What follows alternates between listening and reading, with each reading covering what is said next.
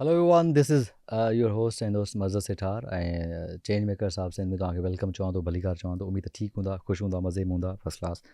ऐं हर एपिसोड में असां सां को न को अहिड़ी शख़्सियत या को न को अहिड़ो माण्हू हूंदो आहे जंहिंजी हिकिड़ी चेंज मेकर्स हूंदा आहिनि, जंहिं पंहिंजी लाइफ में अहिड़ो कमु कयो हूंदो आहे या अहिड़ी स्ट्रगल कई हूंदी आहे, अहिड़ी हुनजी जर्नी हूंदी आहे जंहिंजी जर्नीअ में असां कुझु न कुझु ज़रूरु सिखी सघूं था। ऐं मां हमेशह इहा ॻाल्हि कंदो आहियां, सिंध में बेतहाशा टैलेंट मौजूदु आहे, भले छोकिरा हुजनि की छोकिरियूं हुजनि।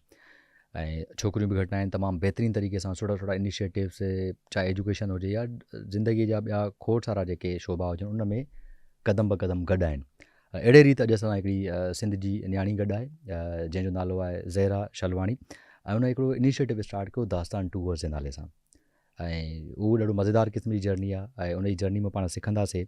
ऐं उन जी जर्नी में जेको उनखे घुराइण जो मक़सदु इहो, तव्हां उन्हनि मां कुझु न कुझु मोटिवेशन ऐं इंस्पिरेशन, असांजी जेके छोकिरियूं आहिनि, न्याणियूं आहिनि, जेको कुझु न कुझु उहो ज़रूरु सिखनि, टिप्स पिक करे सघनि थियूं। त हुन ज़िंदगीअ में जेको इनिशिएटिव कयो या स्टार्टअप जेको स्टार्ट कयो, इंटरप्रेन्योरशिप खे कीअं स्टार्ट कयो, उन बाबति ज़हरा सां कचहरी कंदा। दास्तान टूवर्स जे बारे में जेको ब्रीफ आहे उहो असांखे ज़हरा ॿुधाईंदी। ज़हरा, अस्सलाम वालेकुम, कीअं आहियो? ठीकु आहियो? वालेकुम अस्सलाम। मां ठीकु आहियां, तव्हां ख़ुशि ठीकु आहियो? आहियो? तबियत ठीकु आहे? शुक्र सभु अल्हम्दुलिल्लाह। ख़ैर? कीअं पियो हले कमकार, कीअं पियो हले ज़िंदगी? बस busy busy busy all the way, मतलब बिज़ी माण्हू छा बिज़ी कजे। छा कजे, ऐं बिज़ी रहणु सुठी ॻाल्हि आहे न। हा बिल्कुलु, नेगेटिविटी खां परे हुजनि, क्रिएटिव कमु हुजे, घुमण फिरण वारो कमु हुजे, उन में लर्निंग जाम आहे। ऐं you love travelling? Oh I love travelling. Seriously you love travelling? केतिरो हिन यस। वक़्त ताईं मतिलबु दुनिया जा कहिड़ा कहिड़ा मुल्क घुमिया आहिनि? छा केतिरो घुमियो आहे तव्हां? सो अगरि असां मिडल ईस्ट ॾिसूं त Jordan, oh, this is north amazing. Africa. हा, ओह माय गॉड, इलाही सुठो। You have been there? Yes, ने जॉर्डनियंस लव पाकिस्तानीज़। सीरियसली? हू इलाही अटैच्ड आहिनि पंहिंजे हेरिटेज सां। हा। As Sindhis we are also very attach to our cultural heritage. त हू इलाही सुठो एक्सचेंज थिए हा। थो। ने आर्कियोलॉजिकल डिलाइट आहे तव्हांजे लाइ। वाओ।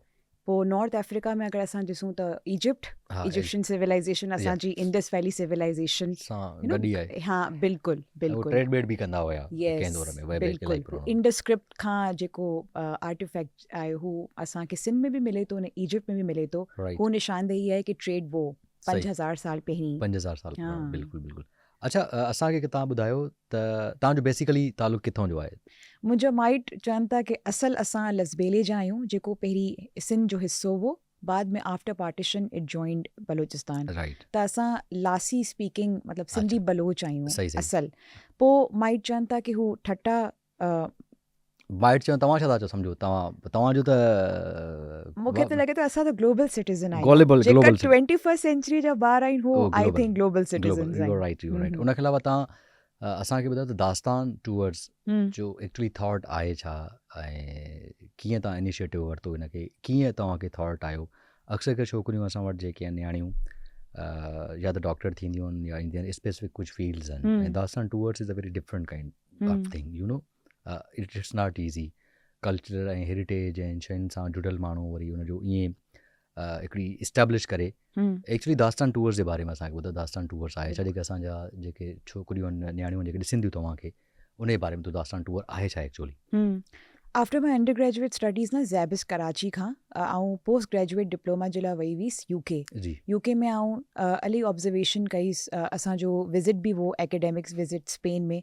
त हुन में मुंहिंजी एकेडमिक स्टडी ने प्रोफेशनल स्टडी बि Islamic architecture, Muslim cultures and civilisations मथे हुई। राइट। मतिलबु सो मच सो कि मतिलबु मूंखे हू कॉन्सेप्ट बि इलाही सुठो लॻंदो हो कि वर्चुअल हज न, कि हज खां पहिरीं तव्हां वर्चुअली हुनखे एक्सपीरियंस कयो ताकी मतिलबु ड्यूरिंग हज तव्हां बेटर परफॉर्म करे सघो था। त हू सभु शयूं इलाही मूंखे मुतासिर कयूं। ॿियो जेको आर्कियोलॉजिकल साइट आहे फातिमा अल ज़हरा, ही सदर्न स्पेन में आहे। हुन जी रिज़ेम्बलेंस इलाही मूंखे मुंहिंजे दरे सां लॻी। त मूंखे वो मतिलबु रिफ्लेक्शंस इलाही वो कि यार मां पंहिंजी स्पेशलाइजेशन कहिड़ी अहिड़ी फील्ड में कयां जिन में I can contribute back to my own country.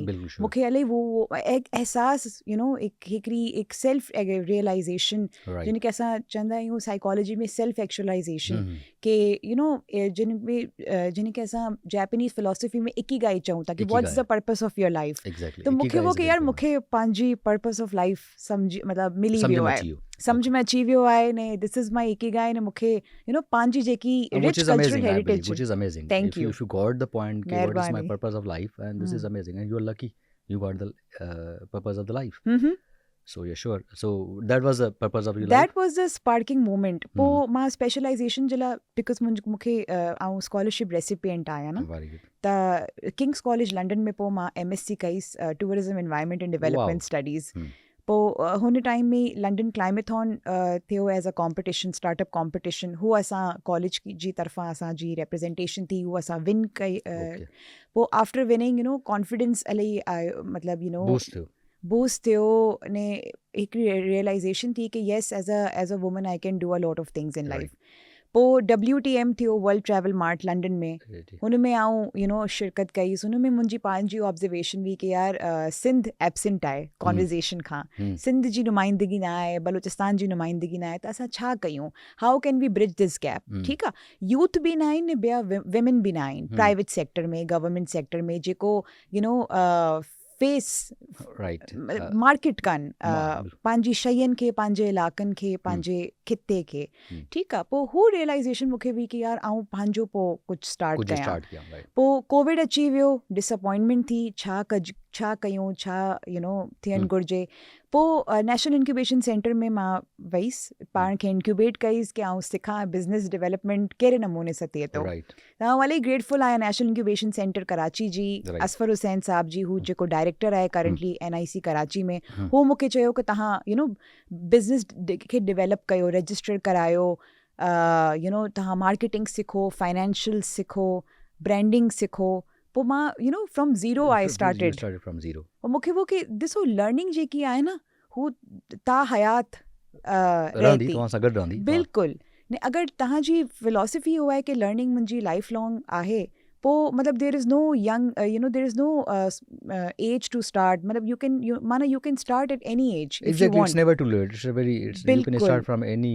तव्हांजो जेका लाइफ जो कहिड़ो बि फेज़ आहे किथां बि स्टार्ट करे सघो कहिड़ो बि नंबर हुजे यू कैन बिल्कुलु पोइ ग्वादर डेवलपमेंट अथॉरिटी वारनि सां गॾु एग्ज़िबिशन कयोसि ITB बर्लिन अगेन 2023 में पोइ लास्ट ईयर मूंखे यूनेस्को चाइना वारा फंड कया हिकिड़ी यूथ फोरम में हुन में मूंखे घुराए करे यू नो ऐं प्रेज़ेंटेशन बि प्रेज़ेंट बि कईसि कि छा छा कल्चरल हेरिटेज असां वटि आहिनि कहिड़ा थ्रेटेंड आहिनि क्लाइमेट चेंज जी वजह सां ने छा करणु घुरिजे बिकॉज़ सिर्फ़ु इंटरवेंशन्स इलाही न आहिनि सिर्फ़ु फंडिंग इलाही न आहे सिस्टमेटिक स्ट्रक्चर्स हुजणु घुरिजे ने यूथ जी इन्वॉल्वमेंट हुजे जेसि ताईं मूंखे लॻे थो यूथ इन्वॉल्व न आहे विमेन इन्वॉल्व न आहे त असां you know long term sustainable change नथा एक्सपेक्ट करे सघूं त हू थियो हू इलाही मतिलबु बहितरीनु मूंखे लॻे थो प्लेटफॉर्म हो बिकॉज़ हुन में मां अकेली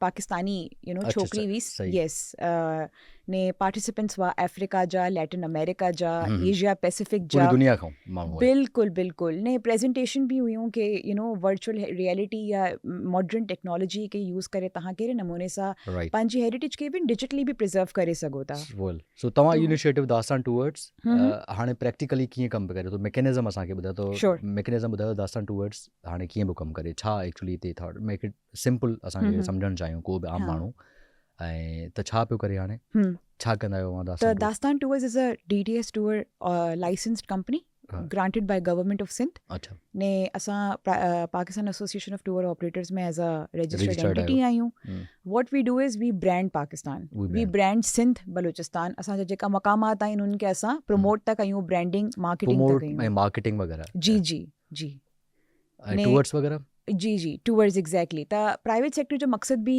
इहो ई आहे न कि असां माण्हुनि खे यू नो इनवाइट कयूं कि हू पाकिस्तान अचनि हू असांजा जेका मक़ामात आहिनि हू ॾिसनि अच्छा त ॿाहिरि माण्हुनि खे तव्हां इनवाइट कंदा जी बिल्कुलु तव्हांजे वटि केतिरा डेलीगेशन्स आया आहिनि ॿाहिरों जा त असांजी जेकी जेका गेस्ट आहिनि हू जर्मनी खां आया आहिनि वी हैव हैड पीपल फ्रॉम सिंगापुर असां वटि सोलो ट्रैवलर्स ने विमेन जो इलाही यू नो इन्वॉल्वमेंट आहे may be because I am female so they feel comfortable ॿियो are they coming to you? Are they coming?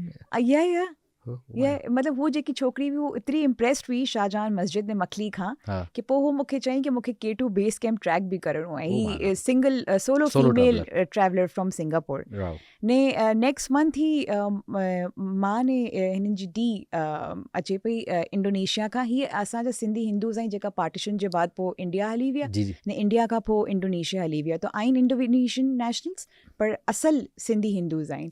त उन्हनि जी बि रिक्वेस्ट हुई की असांखे पाण जो जेको हेरिटेज आहे न उहो घुमायो असांखे. बिल्कुलु मतिलबु किथे तव्हां टूअर्स सिंध में कहिड़ी जॻहनि ते टूअर्स कराया आहिनि? मकली शाहजहान मस्जिद हिकु तो, ॿियो कींजर डेफिनेटली.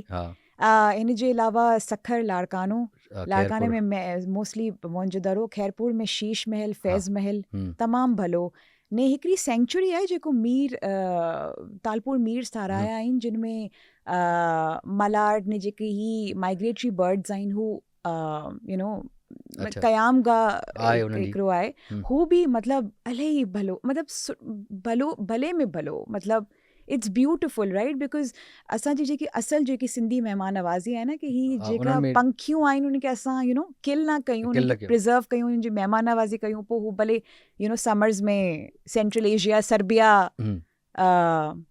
ट्रेवल करे वेंदा आहिनि, बिल्कुलु सियारे में ईंदा आहिनि साइबेरिया खां जेको. अच्छा, उनखे अलावा इहा मूंखे इहा ॿुधायो शइ, तव्हां छा था सम्झो त जेको असांजो यूथ आहे, ठीकु आहे, जंहिंमें छोकिरियूं ऐं छोकिरा आहिनि, जंहिंजो एज ब्रेकेट तव्हां जेतिरो आहे, त उन्हनि खे इंटरकनेक्ट कीअं था करे सघूं असां?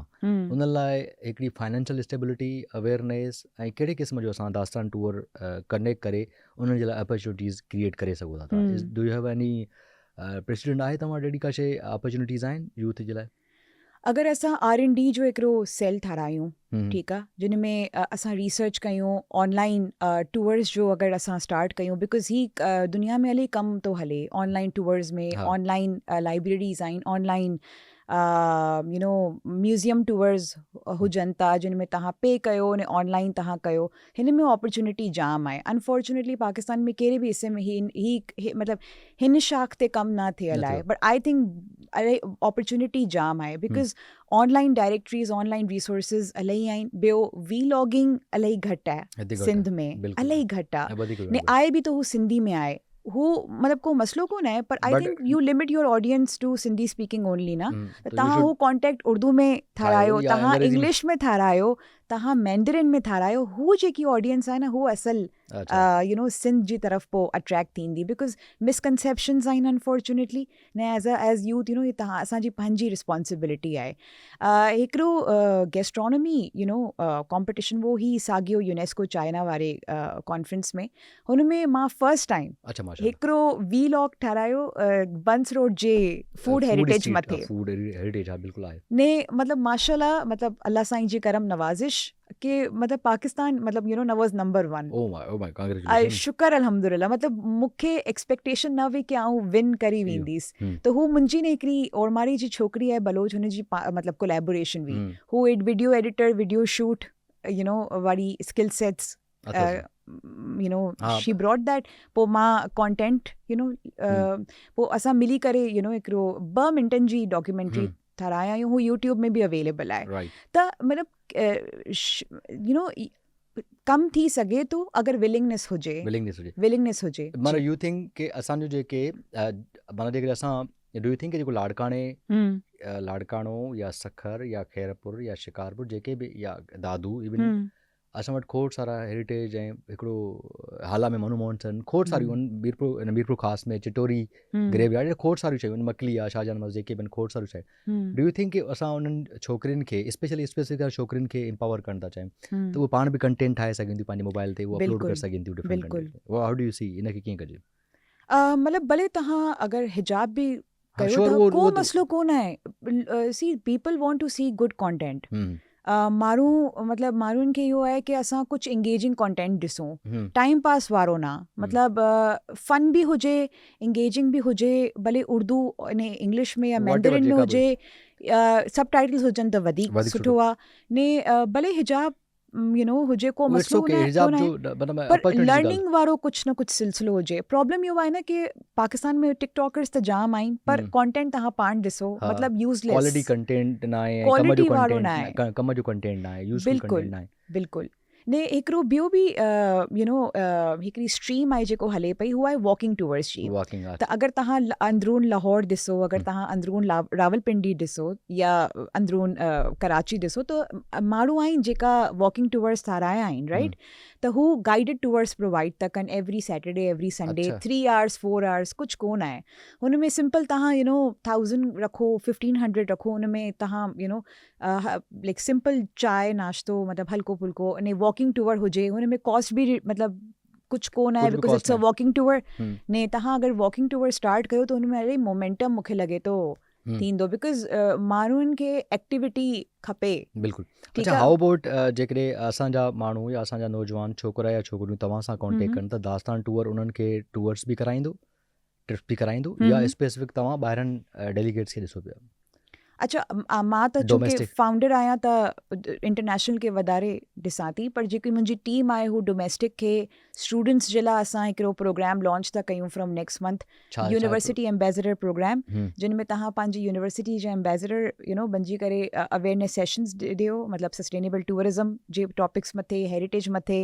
अने ॿियो आइडिया बि इहो आहे कि यूथ पाण में मिली करे डिफरेंट प्रोग्राम्स ठाराइनि, डिफरेंट टूवर्स ठाराइनि, वॉकिंग टूवर्स हुजे, ऑनलाइन रिपोज़िटरी असां ठारायूं जिन में स्टूडेंट्स खणी अचे different research articles, different photography, photo walk कयूं, राइट। हा, फोटो वॉक कयूं, ही बि इलाही कहिड़ी तव्हां सम्झो तव्हां इंटरनेशनल मतिलबु इवेंट्स अटेंड कया आहिनि, इंटरनेशनल तव्हां मार्केट में विया आहियो, कहिड़ी शयूं आहिनि जेके एक्टिविटीज़ पाण करे सघूं था जंहिंमें असांजो हेरिटेज या कल्चरल या जेके बि आर्कियोलॉजिकल साइट्स आहिनि असां उन्हनि खे वधीक हाईलाइट करे सघूं हिन मॉडर्न एरिया में? स्पेसिफिक जेके तव्हां ॾिठियूं नथो उतां जो आवाम बि कंदो हूंदो, जेको हिकु त ठीकु आहे, माना जंहिंजी जॉब आहे उहो त करे ई करे थो, का NGO या का ऑर्गेनाइज़ेशन आहे उहो करे थो, बट आम माण्हूअ जो कहिड़ो हुते पार्टिसिपेशन, कहिड़े क़िस्म जी पार्टिसिपेशन हुई? स्टूडेंट्स जे लाइ इलाही सुठो आहे। अगरि तव्हां इंटरनेशनल अगरि स्टडी था कयो, या इवन पाकिस्तान में तव्हां कहिड़ी बि यूनिवर्सिटी में स्टडी था कयो, त Sindhi cultural day is celebrated on 1 December ना। तव्हां हिकिड़ो नंढो स्टॉल ठारायो, हुन में तव्हां माण्हुनि खे एटलीस्ट मुतारिफ़ था करायो न कि what is Sindhi cultural heritage. Everybody nose, I think पूरी वर्ल्ड वाइड पूरी दुनिया में मल्हायो वञे थो। पर पोइ बि मतिलबु इलाही माण्हू खे लॻे थो कि बसि टोपी अजरक आहे, दैट्स इट। हुननि खे ख़बर न आहे मकली आहे, मुंहिंज दरे आहे, काहू जो दरो आहे, इलाही आर्कियोलॉजिकल साइट्स आहिनि जेको I believe कि already culture department did amazing. I think they have done a very good job. Even they conference थी वयूं, workshops थी विया, and the documentaries, everything on the YouTube, I think so. I believe digital platforms. वो आहे। ऐं culture day definite हर second Sunday ते जेको ईंदो आहे, आई बिलीव मूंखे लॻे थो फर्स्ट संडे जेको ईंदो आहे उन ते मल्हायो वेंदो आहे, आई बिलीव। ऐं उनखे अलावा दास्तान टूर जॾहिं इनिशिएट कयो पिया तव्हां, त तव्हांखे लॻो त या जेके अॻु में बि असांजी मुंहिंजी तव्हां सां ॻाल्हि हुई अॻु में करणु पियो चाहे, त अक्सर करे छोकिरियुनि जी असां वटि चॉइस डिफरेंट हूंदियूं आहिनि लाइफ में, त करियर खे वठी करे, करियर जा पाथ या फील्ड्स उहे हिकु स्पेसिफिक असां वटि आहिनि, जंहिंमें जॉब सिक्योरिटी आहे, सोसाइटिकल उन्हनि खे हिकिड़ो स्टेबिलिटी ऐं सभु मिलंदो आहे। तव्हां हिकिड़ो टूवर्स ऐं इनखे ॾाढो ॾुखियो हूंदो मुंहिंजे हिसाब सां फील्ड चूज़ करणु, ऐं तव्हां पंहिंजे ड्रीम खे फॉलो कयो। कहिड़ी इंस्पिरेशन ऐं मोटिवेशन हुई, या जेका असांजूं नौजवान यूथ खे तव्हां मोटिवेशन ऐं इंस्पिरेशन मिले? आई थिंक मुंहिंजी जेकी पहिरीं सोर्स ऑफ इंस्पिरेशन आहे हू मतिलबु कायदे आज़म जी पंहिंजी भेण, ॿियो शहीद मोहतरमा Benazir Bhutto are prime examples for us, ठीकु आहे। त ही मतिलबु मुंहिंजी हिकिड़ी सोर्स ऑफ मतिलबु इंस्पिरेशन आहे कि एतिरी मैस्कुलिन ऐं पेट्रियार्कल सोसाइटी में बि दे survive, they created a name, मतिलबु एतिरा साल थी विया आहिनि, पोइ बि माण्हू इलाही यादि था कनि हुननि जी कॉन्ट्रीब्यूशन्स खे, ठीकु आहे। त येस, इनिशियल ईयर्स त स्ट्रगलिंग वारा आहिनि, एंड ही ऑन्टरप्रेन्योरियल जर्नी जो हिसो आहे, पर ही जर्नी इलाही फुलफिलिंग हिन नमूने सां बि आहे कि अगरि तव्हांजो ऑन्टरप्रेन्योरियल माइंडसेट बणिजी वेंदो न, पोइ तव्हां कामयाबु आहियो थ्रू आउट योर लाइफ। छो? बिकॉज़ माइंडसेट एतिरी पॉजिटिव शइ आहे न कि तव्हां फ्रॉम एनी प्रॉब्लम न U can create a solution for your self. तव्हांखे रिज़िलियंस, तव्हांखे पेशेंस, तव्हांखे इलाही एट्रीब्यूट्स तव्हांखे हर्डल्स वगैरह पेश आया?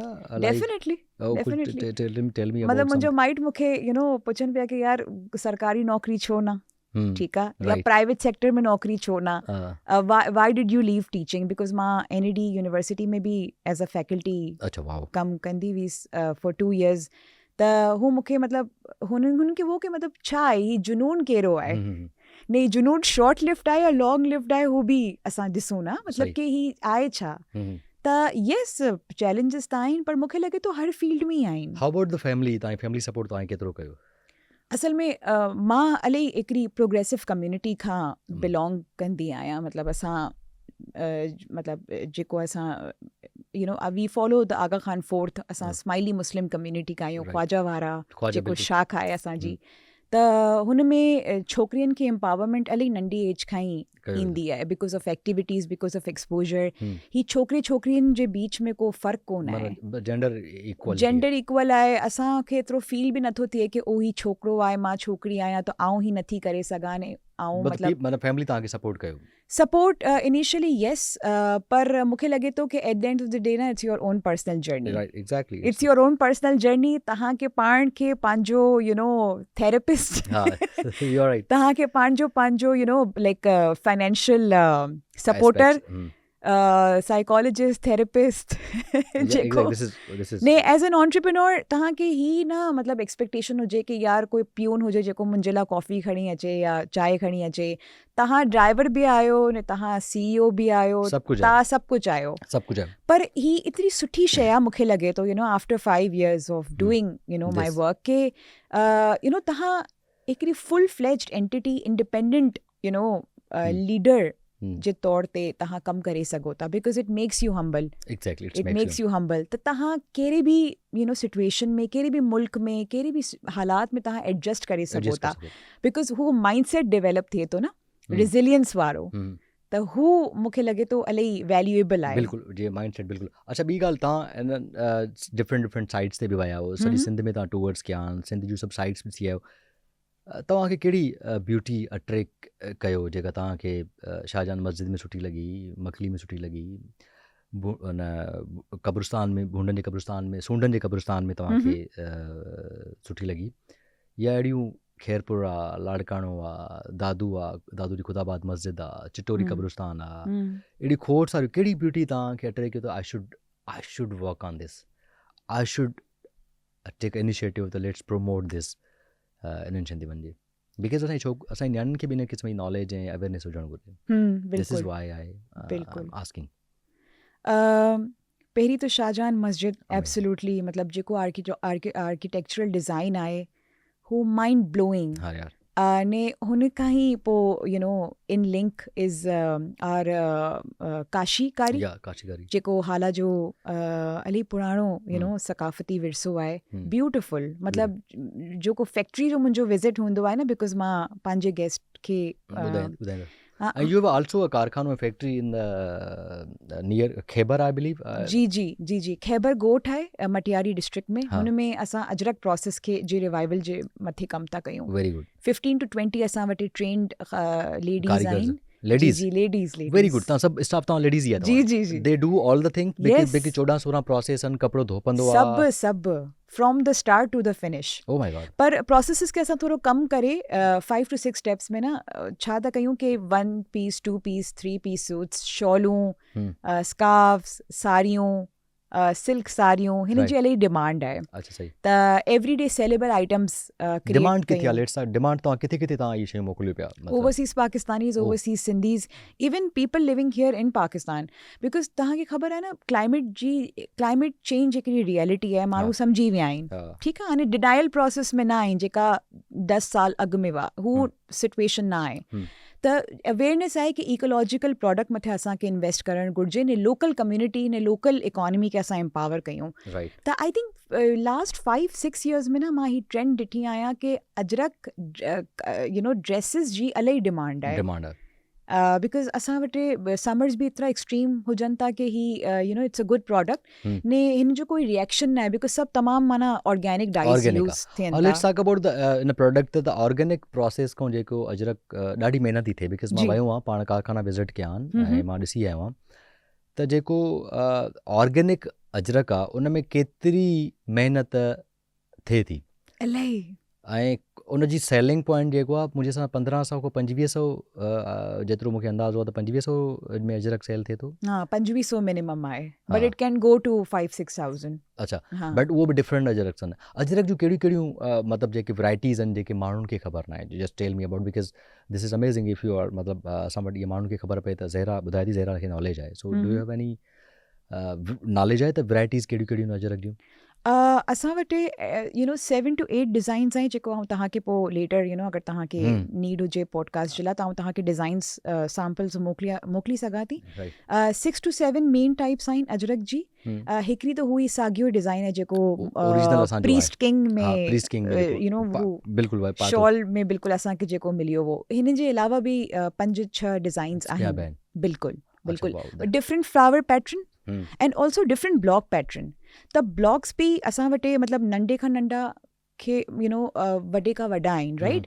त हुन में जेतिरी कॉम्प्लेक्सिटी आहे, जिन में ब्लॉक्स जी कॉम्बिनेशन आहे, जेतिरी ढुलाई, जेतिरो हुनखे पचाइण में, डाइंग में, येस, तो जेतिरो प्रोसेस कॉम्प्लेक्स आहे हुन में ऑब्वियसली रेट वधे थो। पर अगरि सिंपल आहे, हिकिड़ो ई ब्लॉक अगरि तव्हां यूज़ करो था नंढो वारो, पोइ हुन में एतिरो कम बि न आहे, एतिरो महांगो बि न आहे, बिकॉज़ हुन में लेबर घटि लॻे थो। हाँ। अच्छा, डू यू थिंक, मां हिकिड़ी शइ पुछणु थो चाहियां तव्हां खां, जेके असां वटि कारखाना हाला में, भिटशा, मटियारी, खैरपुर में बि आहिनि हिन जा कारखाना, सखर में बि आहिनि आई बिलीव, ऐं सखर जी मूंखे ख़बर न आहे, सांगड़ ऐं जिते किथे बि आहिनि। इहो कमु जेका ऑर्गेनिक थिए थो, अजरक जेको असांजो ओरिजिनल अजरक जी तव्हांजो 5 खां 6 क़िस्म आहिनि, हिकिड़ो 2500 कोन्हे 6000 ताईं वञे थी हिकिड़ी अजरक जी कास्ट वञे थी। ऐं त इनखे बिज़नेस मॉडल तौरु जेके असांजूं छोकिरियूं आहिनि या जेके जिन ग्रेजुएट्स आहिनि, जेके सुठी सुठी यूनिवर्सिटीज़ में पढ़ियूं आहिनि, उन्हनि जो बिज़नेस मॉडल पाण कीअं क्रिएट करे सघूं था त उन्हनि खे इन तरफ़ आणिजे, वूमन एम्पावरमेंट जे फैक्टर खे रखी करे उन्हनि खे आणिजे त बाबा तव्हां हीअ बिज़नेस बि स्टार्ट करे सघो था। उनजी वर्ल्ड वाइड हिकिड़ी डिमांड आहे, उनखे ऑनलाइन हिकिड़ी प्रेजेंस बि डेवलप करे। कुझु टिप्स ॿुधायो असांजे नाज़रीन खे। पहिरीं त बिहाइंड द सीन्स तव्हां सभु प्रोसेसिस खे कवर कयो। अगेन टिकटॉक यूज़ कयो, यूट्यूब यूज़ कयो एज चैनल्स टू प्रमोट। ॿियो जेको बि एग्ज़िबिशन्स हुजनि था, सस्टेनेबल फैशन जो जेको कॉन्फ्रेंस हुजे थी, एग्ज़िबिशन हुजनि था, हुन में तव्हां एग्ज़िबिट कयो, अवेयरनेस बिल्डिंग कयो। ॿियो बिज़नेस खे तव्हां रजिस्टर कयो। सिंपल प्रोसेस आहे, SCCP खां विदिन 1 आवर तव्हांजो बिज़नेस रजिस्टर थी सघे थो। पोइ अकाउंट ओपन करे तव्हां, मतिलबु मेन जेकी शइ आहे न बिज़नेस में, हू आहे प्रमोशन। ने ब्रांड बिल्डिंग, मार्केटिंग। बिल्कुलु बिल्कुलु। त तव्हां पोइ हिनखे अमेज़ॉन मथे, eBay मथे, दराज़ मथे, त शॉपिफाई आहे, हुन में तव्हां पंहिंजो ऑनलाइन मार्केट ठाराए करे सेल कयो। अच्छा, ऑर्डर्स अचनि था ईअं ॿाहिरि ईंदा ऑर्डर्स, माना अहिड़े क़िस्म मॉडल असां डेवलप कयूं, या असांजी छोकिरियूं नौजवान जेके आहिनि, न्याणियूं जेके पढ़ियल लिखियल आहिनि, जेके इनखे माना इन्हनि तरफ़ वञणी कोन था, बिज़नेस डेवलपमेंट या एंटरप्रेन्योरशिप्स जेको वञे ई कोन थो, त इन्हनि खे कीअं मोटिवेट कजे? मां स्पेसिफिक ॻाल्हायां थो छोकिरियुनि खे, कीअं इन्हनि जो माइंड ठाहिजे, कीअं डेवलप कजे, उन में तव्हां कुझु छा हेल्प आउट करे सघो था? तव्हांखे डिग्रीज़ बि आहिनि, तव्हां इंटरनेशनल मार्केट बि ॾिसो पिया, ऐं इहे कॉन्फ्रेंस, वर्कशॉप्स ऐं डिफरेंट तव्हां अटेंड बि कयो था, त इन्हनि शयुनि खे कीअं डेवलप करे सघे थो?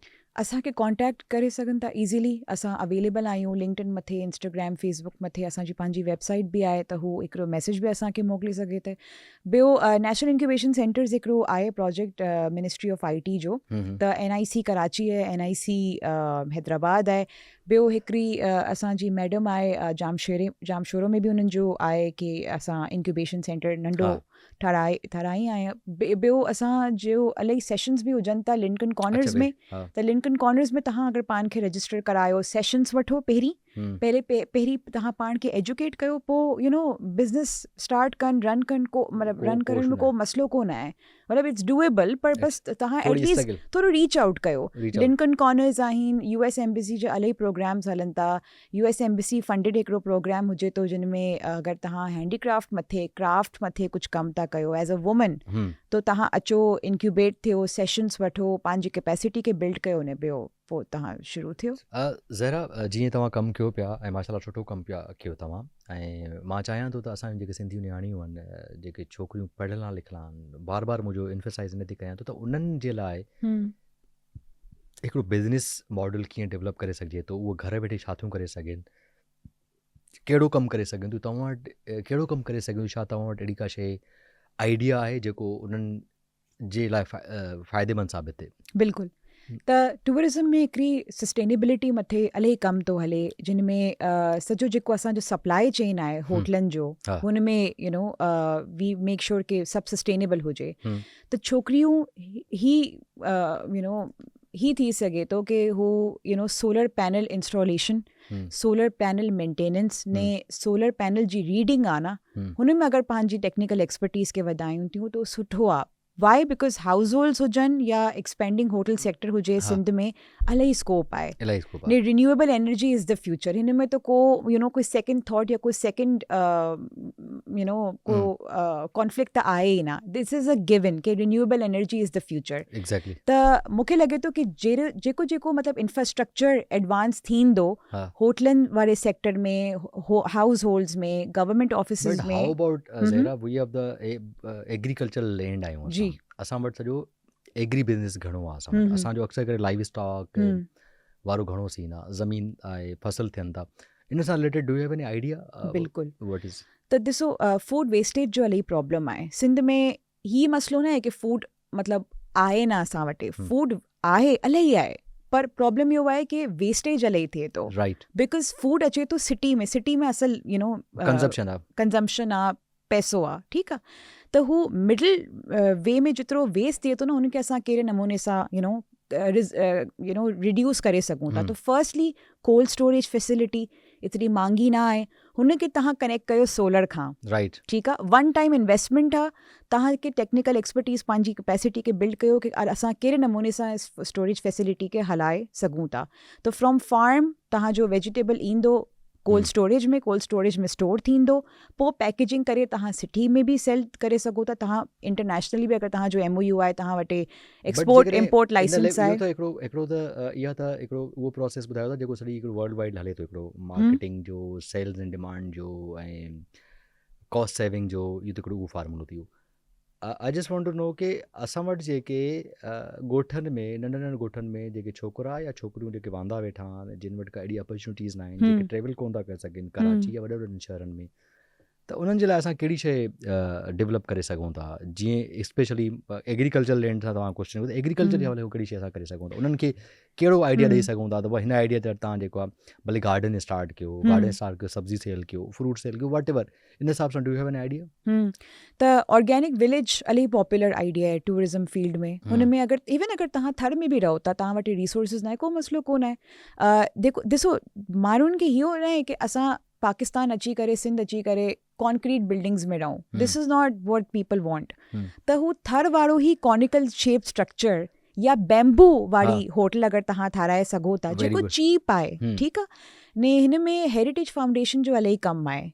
Low cost kitchens, low cost housing, तव्हां अगरि ठाराए करे हुनखे Airbnb मथे लिस्ट कयो, हुनखे तव्हां hotel bed and breakfast model ते तव्हां हुननि जी लिस्टिंग कयो, तव्हां असां सां कॉन्टेक्ट कयो, Pakistan association of tour operators सां गॾु, कि ही स्ट्रक्चर आहे, now let's link it up. ठीकु आहे, त तव्हां हिन खे ओपन कयो डोमेस्टिक टूरिस्ट जे लाइ बि, इंटरनेशनल टूरिस्ट जे लाइ बि। बिकॉज कराची जा जेका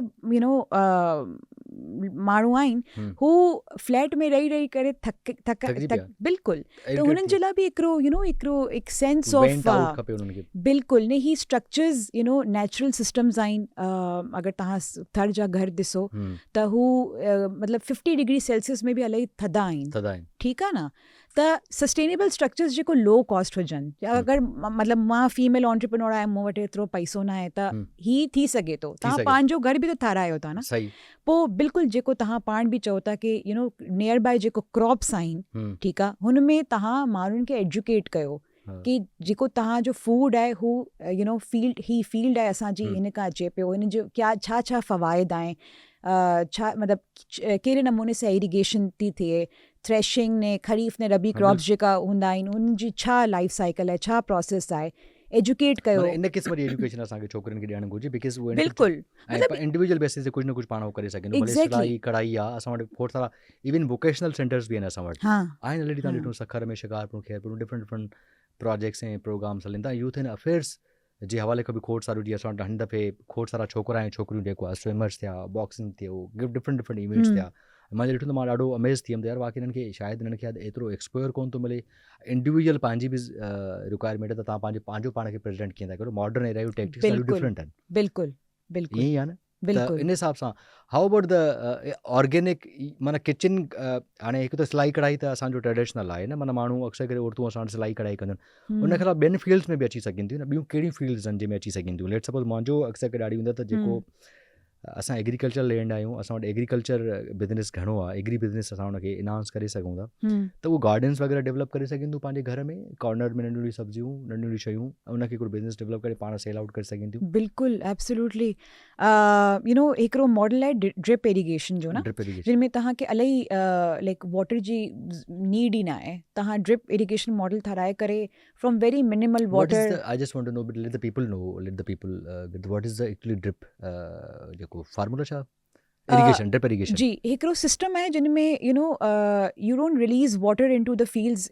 हिकदमि तव्हां रिलीज़ नथा कयो जीअं कंदा आहियूं असां ड्रिप बाय ड्रिप जेतिरो तव्हांजे क्रॉप्स खे रिक्वायरमेंट आहे हा ॿियो आर्टिफिशियल इंटेलिजेंस ठीकु आहे AI एल्गोरिदम्स अगरि तव्हांखे स्किल सेट आहे तव्हां पढ़ो पिया फॉर एग्ज़ाम्पल IBS अखर में या इवन सिंध यूनिवर्सिटी जामशोरो में अगरि तव्हांजी फील्ड ई उहो आहे तव्हां एल्गोरिदम्स ठारायो जिन में तव्हां मेजर करे सघो था तव्हां यू नो डिफाइन करे सघो था कि अगरि क्रॉप आहे त बिकॉज़ मैकेनिक सिस्टम आहे न mechanization is the future for Pakistan त तव्हां उहो ठारायो कि अगरि सनलाइट एतिरी आहे ह्यूमिडिटी एतिरी आहे ने ही मुंहिंजे हिकिड़ी कॉटन जी फ़सुलु आहे या वीट जी फ़सुलु आहे जेकी बि आहे हुन में केतिरो पाणी यू नो खपे हिकिड़े क्रॉप खे ठीकु आहे त ओतिरो ई तव्हां पाणी रिलीज़ कयो दैट इज़ ड्रिप इरिगेशन मतलब एफिशिएंट यूज़ हा बट मॉडर्न सोसाइटी जा इहे हिकिड़ा तव्हां फार्मूला ऐं उन्हनि जा जेके स्कीम्स आहिनि जेके उहे आहिनि उहे ई तव्हां ॿुधायो था न मॉडर्न न कॉर्पोरेट फार्मिंग जे आउं हक़ में न आहियां जेको यू नो मतलब मॉडर्न आई मीन के मॉडर्न एग्रीकल्चर जीअं डिफरेंट मतिलबु जीअं इंडोनेशिया में थिए थो मलेशिया में थियनि थियूं खोड़ सारियूं क्रॉप्स थियनि थियूं ऐं अहिड़ियूं जेके खोड़ सारा ट्रॉपिकल्स जेके वेदर्स आहिनि खोड़ सारी फसल वग़ैरह थिए थो उन्हनि जो ॾाढो डिफरेंट ऐं स्मार्ट हिकिड़ियूं आहिनि असां वटि अॻिते खुलियल पाणी ॾिनो वेंदो हाणे ॾाढो वाक़ई ड्रिप इरिगेशन वारो सिस्टम करे सघिजे थो hello let's come back to the point त दास्तान टूअर जेकी डोमेस्टिक बि जेको आहे माण्हू अप्रोच कनि था उहो टूअर्स वग़ैरह बि कनि था जी त इन क़िस्म तव्हां अॻिते को प्लान आहे त सखर शिकारपुर लाड़काणो हैदराबाद कंदकोट कश्मीर घोटकी पनवाकल जिते असांजा पंहिंजा माण्हू रहनि था उन जे लाइ अपॉर्चुनिटीज़ क्रिएट कंदव या के वर्कशॉप्स या कोई कुझु करण जो प्लान आहे मुंहिंजो अरमान त इलाही आहे नॉर्दर्न सिंध जे लाइ पर प्रॉब्लम आहे सिक्योरिटी चैलेंजिस त अगरि असांजा लोकल ॿार अगरि मौजूदु आहिनि यू नो यूथ अगरि कोलैबोरेट करणु चाहे थो बिकॉज़ असां इलाही बिलीव था कयूं कि लोकल असां वटि यू नो एंकर्स हुजनि एम्बेसडर्स हुजनि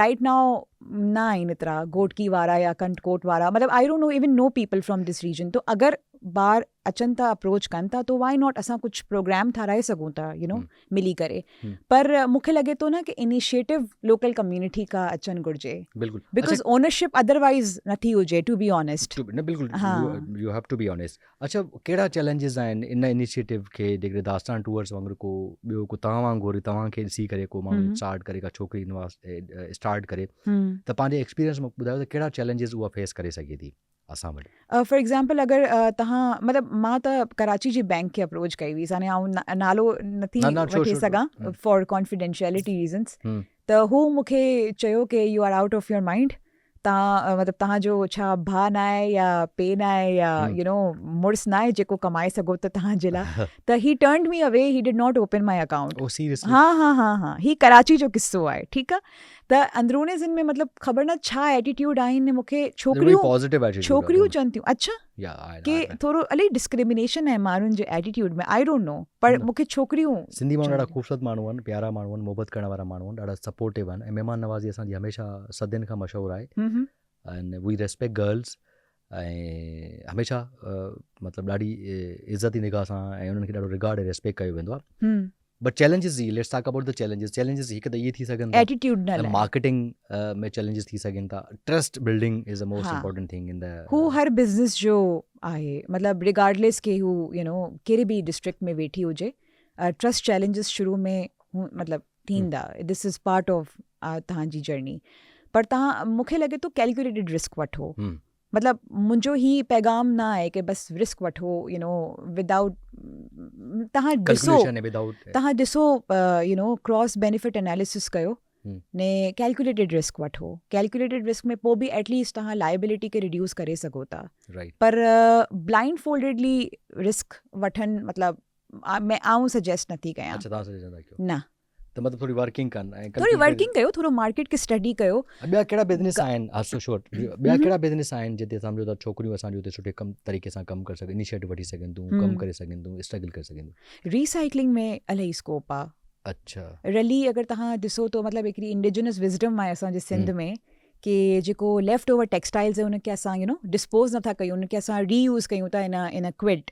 त रली it self is a sustainable product. त मतिलबु विज़डम आहे, बसि तव्हां पाण बि ब्रेन स्टॉर्म कयो कि रीसाइक्लिंग में या अपसाइक्लिंग में असां छा करे सघूं था. हिन में स्कोप इलाही आहे. अच्छा, जेका मां हिकिड़ी मूंखे जेका हमेशह पाण सां कंसर्न रहियो आहे, मां इहो हमेशह पुछणु चाहींदो आहियां, कुझु पुछंदुसि बि अॻिते, त जीअं रली थी वई, अहिड़ा ॿिया जेके बि मटीरियल्स थी विया जेके हैंडमेड थियनि था असांजे ॻोठनि में, स्पेशलिटीज़ आहे डिफरेंट शहर जूं ख़ूबसूरती ऐं ब्यूटी जे हिसाब सां, उनखे ओतिरी कास्ट कोन थी ॾिनी वञे जेतिरी उनजी महिनत आहे. हालांकि उहा ई रली खणो त डॉलर्स में अमेज़ॉन ते, शॉपिफाई ते, टेमू ते, ईबे ते, जिते किथे वॾनि कॉस्ट में आहे. त उन्हनि जे लाइ छा उन्हनि खे कीअं एम्पावर कजे, जेको मेन जेको कारीगर आहे जेको ठाहे थो, उन्हनि खे एम्पावर करण लाइ मां इहो त चवां त जेको इहो विच वारो माण्हू उहो ख़तमु थी मिडल मैन थी, उहो डायरेक्ट करे सघे. उन्हनि जे लाइ मुंहिंजे हिसाब सां कुझु वर्कशॉप्स वग़ैरह करणु घुरिजनि, अहिड़ी का शइ. एब्सोल्युटली. ने मूंखे हीअ बि लॻे थो न कि सिंध जी हिकिड़ी हीअ बि मतिलबु ख़ुशूसियत आहे कि अम्मा ने जेकी नंढड़ी डी आहे जेको यू नो यूनिवर्सिटी में पढ़े पई, हू हिकु ई यू नो शेल्टर में आहे न. पर अनफॉर्चुनेटली मूंखे लॻे थो थोरो कम्युनिकेशन अगरि असां यू नो स्मूदन आउट कयूं न, कि अगरि रलियूं जो कमु अगरि हले पियो त हू साॻियो ई घर में यू नो वेठी छोकिरी जेको थोरी घणी टेक्निकल स्किल्स आहे या सोशल मीडिया या टिकटॉक पे आहे, त हू यू नो प्रोसेस खे कैप्चर करे बि अगरि अपलोड करे त उन में छा थींदो न, who she can directly sale. पोइ ही मिडलमैन जी ज़रूरत. I know. हा, ही इलाही मसलो आहे. हिन वजह सां असांजी बि मिनिमम एज आहे, मिनिमम वेज. माना कि अगरि रली आहे, रली में माण्हू इवन मतिलबु एतिरी एप्लिक जी रली जे लाइ 2-3 हज़ार पे कनि था. Can U imagine? त असांजो पॉलिसी आहे मिनिमम वेज असां पे कयूं, पर जेतिरो बि प्रॉफिट अगरि असां रखूं हू असांजो पंहिंजो मसलो आहे. बिकॉज असांखे पोइ लॉजिस्टिक्स ते जो सैलरीज़ आहिनि हुन में बि असांखे यू नो कॉस्ट कवर मतिलबु फाइनेंशियली असांखे थोरो मतिलबु मैनेज करणु हुजे थो, बिकॉज कंपनी हलाइण को मज़ाक न आहे. पर मिनिमम वेज एटलीस्ट हुजणु घुरिजे. लीगली बि असां अगरि प्रोटेक्ट कयूं न, इंडिया में हिन में इलाही कमु थियो आहे. इंडिया जी सिविल सोसाइटी इलाही स्ट्रॉन्ग आहे. इंडिया में तव्हां मतिलबु हिकिड़े सर्टन वेज खां घटि तव्हां कहिड़े बि कारीगर खे पे नथा करे सघो. अगरि तव्हां कयो था त यू आर एक्सप्लॉइटिंग लेबर, ने तव्हां वटि केस थी सघे थो. पाकिस्तान में अहिड़ी को शइ न आहे. आई थिंक अगरि असां सिंध जे लाइ हिकिड़ो यू नो कदम वठूं न त ही इलाही सुठो थी वेंदो यू नो फॉर आवर पीपल. अच्छा ज़हरा, ॿी अहिड़ी का अपॉर्चुनिटीज़ ॿुधायो जेका असांजे छोकिरियुनि लाइ जेके पढ़नि थियूं कॉलेज में, यूनिवर्सिटी, बिकॉज अॼुकल्ह ॾाढी महांगाई थी वई आहे, ॾाढो इन्फ्लेशन थी वियो आहे, ऐं सॼी वर्ल्ड वाइड जेको आहे बिज़नेस हाणे ऑनलाइन थी वियो आहे. बिल्कुलु. दुकान वारो जिते अॻे वेंदा हुआसीं त हाणे इलाही शयूं ऑनलाइन थी वञनि. पूरी दुनिया ॿाहिरि ईअं थी करे. असां वटि शायदि माण्हू हैंडी आहिनि थोरा, माना असां वटि इलाही हैंडी आहिनि, पर पूरी दुनिया हैंडी न रही आहे हाणे वञी करे. कुझु परसेंट हैंडी रहियो आहे. स्टेट्स में या यूरोप में या इंग्लैंड में या डिफरेंट जेके बि जॻहियूं ते माण्हू ऑनलाइन बिज़नेस घणो डेवलप थी वियो. त अहिड़ी का अपॉर्चुनिटी, अहिड़ी को आइडिया, अहिड़ी का शइ आहे जेका असां जूं छोकिरियूं कुझु कमु करे सघनि थियूं, जिन वटि पैसा बि न आहिनि? फाइनेंशियल स्टेबिलिटी असां वटि प्रॉब्लम आहे, इकोनॉमी जो प्रॉब्लम आहे. हाँ, इकोनॉमी जो त आहे प्रॉब्लम डेफिनेटली. इवन अगरि तव्हां वटि नंढो स्किल बि आहे न, एज़ इन कॉपी राइटिंग जो या कॉन्टेंट राइटिंग जो या ट्रांसलेशन जो, त तव्हां ऑनलाइन बि पंहिंजी स्किल्स खे सेल करे सघो था. मुख़्तलिफ़ फ्रीलांसिंग प्लेटफॉर्म्स आहिनि, राइट. ने ॿियो अगरि तव्हां बिज़नेस माइंडेड आहियो त तव्हां मतिलबु ही न तव्हां सम्झो कि यार मुंहिंजो आइडिया इलाही नंढो आहे. एक्सपेरिमेंट त कयो न. एक्सपेरिमेंट त कयो. वधीक में वधीक छा थींदो? फेल थी वेंदा, को मसइलो कोन आहे. Start again. हिन में छा थियो? ठीकु आहे. मुंहिंजो बि जेको स्टार्ट हुओ मुंहिंजे लाइ बि इलाही डिसअपॉइंटमेंट्स हुयूं, पर मूंखे वो कि न मतिलबु आउं लॉन्ग टर्म पाण खे ॾिसां. Short term failures is part of life. ठीकु आहे. एटलीस्ट तव्हां स्टार्ट थो कयो, थी सघे थो कि इलाही कामयाबु थियो तव्हां, राइट त अब पंहिंजी स्टूडेंट जर्नी खां ई तव्हां शुरू कयो प्रॉब्लम इहो आहे असांजे ॿारनि जे लाइ एक्स्ट्रा करिकुलर एक्टिविटीज़ बि एतिरे को आहिनि न त तव्हां भले पार्टी बि कयो कल्चर डे बि मल्हायो तव्हां फ्रेंड्स सां बि कचेरी कयो ठीकु आहे पर पंहिंजे टाइम खे बि प्रोडक्टिवली यूज़ कयो कोई नया स्किल सेट तव्हां सिखो पार्ट टाइम हासिल कयो मतिलबु दुनिया भर में ॿार छा नथा कनि राइट मैकडॉनल्ड्स में कमु कनि था KFC में कमु कनि था त तव्हां बि त मतिलबु करे सघो था मतिलबु शर्म जी शइ न हुजणु घुरिजे दूसरी मूंखे लॻे थो ही छोकिरियुनि खे ख़बर हुजे because state bank of Pakistan जी हिकिड़ी पॉलिसी आहे विमेन एंटरप्रेन्योर्स जे लाइ तव्हां कहिड़ी बि प्राइवेट बैंक में अगरि तव्हां विज़िट कयो ने तव्हां उनखे ऑपरेशंस मैनेजर खे चओ कि अदा मुंहिंजो हिकिड़ो नंढो बिज़नेस आहे जेको SCCP में ईज़ीली ऑनलाइन रजिस्टर थी सघे थो विदिन मिनट्स ठीकु आहे रजिस्ट्रेशन ऐं FBR जो सर्टिफिकेट तव्हांखे विदिन मिनट्स तव्हांखे ईमेल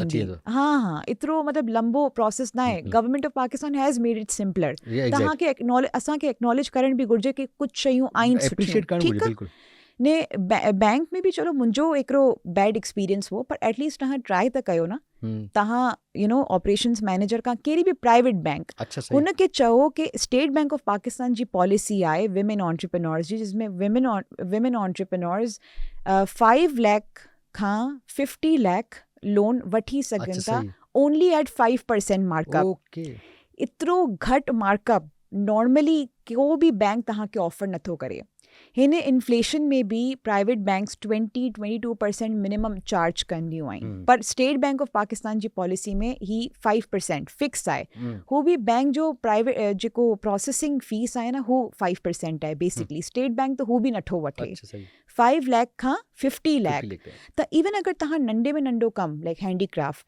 त 5 लाख 10 लाख वठी करे शुरू कयो स्टार्ट कयो ठीकु आहे ने तव्हां वटि 1 to 3 years जो पीरियड आहे जो बि जेको तव्हां बैंक सां निगोशिएट करे सघो था कि ॾिसो मां न्यू आहियां मुंहिंजो मतिलबु एक्सपेरिमेंटल फेज़ आहे त असां हिकिड़ो कॉन्ट्रैक्ट ठाहिया आहियूं जिन में 2 साल जे बाद तव्हां पोइ मूंखां इंस्टॉलमेंट्स में वठो पैसा वापसि विद द 5% मार्कअप ने हू बि इंस्टॉलमेंट वारो केस आहे ठीकु आहे त हू केस टू केस बि डिफर करे थो पर तव्हां बि निगोशिएट कयो कि आउं न्यू आहियां मूंखे टाइम घुरिजे आउं 1 साल में या 6 महीननि में आउं तव्हांखे 20 लाख 30 लाख रिटर्न नथी करे सघां and that is okay Aahista Aahista after 2 years तव्हां पंहिंजो प्रॉफिट खे रिकवर कयो जेकी इन्वेस्टमेंट आहे हुनखे रिकवर कयो पोइ इंस्टॉलमेंट्स में तव्हां पे करणु स्टार्ट कयो 50 लाख अगरि आहे तव्हां वटि at 5% you can start storage facility ठीकु आहे तव्हां हिकिड़ी नंढी होटल ठाराए सघो था Airbnb bread and breakfast model मथे Airbnb में चाराए करे तव्हां U can recover within 6 months ही जेको सीज़न आहे नवंबर टू मार्च जो ठीकु आहे हिन में इलाही टूरिस्ट अचनि था डोमेस्टिक बि प्रिफर कनि था कि सिंध खे एक्सप्लोर कयूं ने डोमेस्टिक एक्सप्लोर करणु चाहींदा हुननि खे आहे कि असां सिंध एक्सप्लोर कयूं इंट्रस्ट बि आहे प्रॉब्लम छा आहे इंफ्रास्ट्रक्चर चैलेंजिस इलाही आहिनि रोड असांजा इलाही सुठा आहिनि I think apart from Karachi road इलाही सुठा आहिनि बहितरीनु आहिनि राइट सखर ताईं पर प्रॉब्लम इहो आहे कि फैसिलिटियूं न आहिनि good food hygienic food safe accommodation locally owned accommodation एतिरियूं न आहिनि त अगरि तव्हां हू सप्लाई खे मैनेज करे सघो था त डिमांड त इलाही आहे डिमांड एतिरी आहे कि तव्हांजी सोच आहे पर हुनखे मैनेज करणु तव्हांजो फर्ज़ आहे बिल्कुलु तमामु इहा ॾाढी मज़ेदार ॻाल्हि कई ऐं कोशिशि कंदासीं त इन जेका स्टेट बैंक ऑफ पाकिस्तान जो जेको इनिशिएटिव आहे जेको आहे अपॉर्चुनिटी आहे इनखे मुंहिंजे हिसाब सां इनखे इलाही अवेयरनेस इन जे बारे में ॾियणु घुरिजे ऐं छोकिरियुनि खे नियाणियुनि खे इन शइ जी ख़बर हुजणु घुरिजे त को बि मुंहिंजे हिसाब सां पंहिंजो पर्सनल बिज़नेस स्टार्ट करे सघंदो अच्छा असां टाइम बचो आहे सफ़ा थोरो 1-2 मिंटनि सो दास्तान टूवर्ड्स जी नेक्स्ट डेस्टिनेशन छा आहे या उन जा फ्यूचर प्लान्स छा आहे what do you want to say about this future plans इहो आहे कि असांजो जेको पंहिंजो ॻोठ आहे न ठटे में हुन में असांजो हिकिड़ो ड्रीम आहे कि असां हिकिड़ो नंढो अकोमोडेशन ठारायूं जेके असांजी सोसाइटी में ई हुजे ताकी सेफ हुजे ने ॿियो हिकिड़ो इंडस सिंधु दरिया हुन में असां बोटिंग हैंड बोटिंग ने ॿियो एक्टिविटियूं ने यूथ जे लाइ एक्टिविटियूं प्रमोट कयूं बिकॉज़ आऊं वॉलंटियरली न Aga Khan youth and sports board सां बि मुंसलिक आहियां असां हेरिटेज कैंप्स ठारायूं था यूथ जे लाइ त सिंध में थी चुको आहे, गिलगित बल्तिस्तान में थी चुको आहे, अने इन साल जी असां प्लैनिंग था कयूं। पर मुंहिंजो हिकिड़ो ड्रीम आहे कि यूथ जे लाइ असां एक्टिविटियूं ठारायूं जिन में ड्रम सर्कल हुजे, ऑर्गेनिक फूड हुजे, गुआवा पिकिंग एक्टिविटीज़ हुजनि, ॿारनि खे मज़ो ईंदो, मज़ो ईंदो। ॿियो पोइ we have personalities like Saif Samejo, ठीकु आहे, असां उन जे आश्रम में एक्टिविटियूं कयूं, वी कनेक्ट विथ नेचर, ठीकु आहे, वाइल्ड लाइफ ॾिसूं, किल ना कयूं, ॾिसूं, ठीकु आहे, हिकिड़ी सफ़ारी वारो माहौल क्रिएट कयूं। त स्कोप इलाही आहे इन ठटे में। पोइ मुंहिंजो आहे कि आउं थोरो कम खे वधायां। न इंशाल्लाह तव्हां जल्दी जेका तव्हांजा जेके एम्बिशन्स आहिनि, तव्हांजी जेका स्टडी आहे या जेका तव्हांजी अप्रोच आहे, त आई बिलीव मूंखे लॻे थो तव्हां ज़रूरु इहो करे वेंदो। ज़रा thank you so much, thank U, ॾाढो मज़ो आयो ऐं ॾाढो कम जी ॻाल्हियूं थियूं। सो माण्हुनि खे ऐं छोकिरियुनि खे कुझु न कुझु ज़रूरु इंस्पायरेशन या मोटिवेशन मिली हूंदी त हिकिड़ी छोकिरी घणो कुझु करे सघे थी, जेके तव्हां बि कुझु ज़िंदगीअ में करणु चाहियो था। मां चवां थो जेके असांजे नंढा नंढा ॻोठनि में सखर, शिकारपुर, लाड़काणो, कंदकोट, कशमोर, जिते बि उनखे अलावा जेके उन सां गॾु नंढा नंढा ॻोठ आहिनि, मूंखे इन में को बि शक न आहे त असां वटि बेतहाशा टैलेंट मौजूदु आहे। सो प्लीज़, दुनिया इलाही तरक़ी करे रही आहे। अॼुकल्ह हर माण्हू वटि इंटरनेट जी अवेलेबिलिटी आहे, डेटा आहे, उन वटि एक्सेस आहे। त प्लीज़ को न को जेको ऑनलाइन बिज़नेस स्टार्ट करे सघो था, जेके छोकिरियूं या नियाणियूं घर वेठियूं आहिनि। सो प्लीज़ ऑनलाइन बिज़नेस तरफ़ वञो, जीअं ज़हरा कमु करे थी, तव्हां बि को न को इनिशिएटिव, को न को स्टार्ट वठी सघो था। सो वेल, इंशाल्लाह वरी नेक्स्ट एपिसोड में के ॿिए के सां मिलंदासीं। Till then take care, bye bye, अल्लाह हाफ़िज़।